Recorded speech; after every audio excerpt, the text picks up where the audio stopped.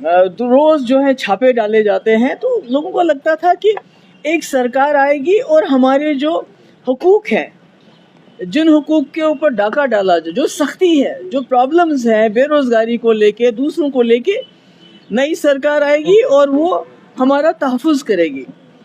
पर अफसोस इस बात का है कि 6 महीने हो गए सरकार को, जो हमारे जेलों में नौजवान हैं उसकी बात नहीं हुई, जो हमारे मुलाजमों को टर्मिनेट किया जाता उसकी बात नहीं हुई। डेली वेजर मुसीबत में है, नौजवान बेरोजगार है, पकड़ दकड़ का माहौल है, छापे डाले जाते हैं। तो हर चीज़ में कहीं ना कहीं जो सरकार बनी उन्होंने एक बुज़दिली दिखाई।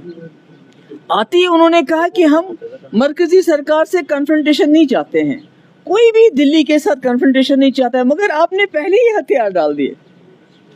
आपने जिन मसलों के लिए लोगों ने आपको वोट डाले थे, उन मसलों की बात करने से भी आप डरते हैं। उमर साहब की डिपार्टमेंट से लोगों को, मुलाजमों को निकाला गया, उमर साहब ने कुछ भी नहीं कहा। आज पटवारी की ट्रांसफर के लिए एक जमात के एमएलए अलाइज इकट्ठे हो जाते हैं कि भाई पटवारी ट्रांसफर हो गया। तो क्या जम्मू कश्मीर के लोगों ने इसीलिए वोट दिया था इस जमात को? यही मसला कि पटवारी का मसला, ट्रांसफर का, वो कोई बड़ा मसला है? या जो हमारे नौजवान जेलों में सड़ रहे हैं वो मसला है?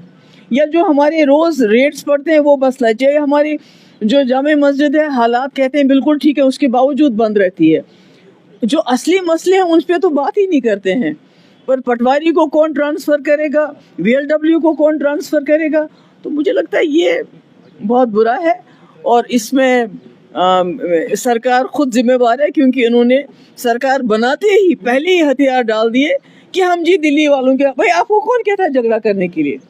अभी देखिए ट्रेन यहाँ से जानी है दिल्ली, वो कटरा जा रही है। क्या उमर साहब ने बात की? क्या उन्होंने फ़ोन लगाया रेलवे मिनिस्टर को, ये आप क्या कर रहे हैं? तो जो मसले मैटर करते हैं उसके ऊपर तो बात नहीं करते, उसके ऊपर स्टैंड नहीं लेना चाहते। 370 को छोड़ दीजिए, उसको तो ये नाम नहीं लेना चाहते हैं।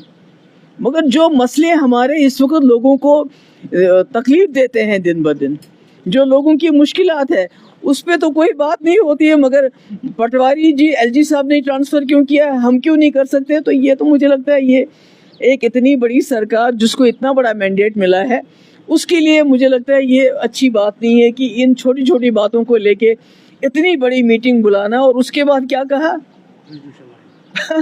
तो ये तो मुझे लगता है उस मैंडेट के साथ जो लोगों ने इनको दिया है, उस मैंडेट के साथ ये मजाक हो रहा है इस वक्त।